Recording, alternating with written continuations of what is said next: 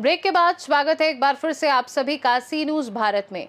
नर्मदा जिले के मुख्य शहर राजपीपला में पोस्ट ऑफिस को बम से उड़ा देने की धमकी भरा मेल मिलने के बाद पुलिस तंत्र अलर्ट पर आ गया है। धमकी मिलने के तुरंत बाद पोस्ट ऑफिस और उसके आसपास के क्षेत्र को पुलिस ने छावनी में बदल दिया है। पोस्ट ऑफिस के कर्मचारी और नागरिक सुरक्षा के लिए बाहर निकाले गए हैं।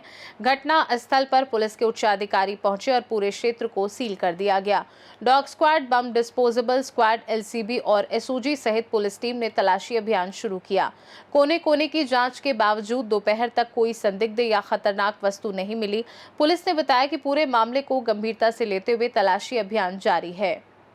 आज रोज एक ईमेल आवेलो હતો જેમાં રાજપીપળા પોસ્ટ ઓફિસમાં તેમજ ગુજરાતના અલગ અલગ પોસ્ટ ઓફિસમાં અને પાસપોર્ટ ઓફિસમાં બોમ્બ મુકાયાની મેસેજ હતો, જેને આધારે અત્રેને કંટ્રોલ રૂમમાં મેસેજ મળતા અમે બધી ટીમો જેવી કે બીડીડીએસ ટીમ, ડોગ સ્ક્વોડ તથા સ્થાનિક પીઆઈ અને તેમનો D staff, LCB team, SOG team તથા તમામ અમારી ટીમો હેડક્વાર્ટરથી પણ અત્રે આવી ગયેલી છે। આખું જે પોસ્ટ ઓફિસનું ગ્રાઉન્ડ છે અમે કોર્ડન કરી લીધેલું છે અને સર્ચ અંદર ચાલુ છે।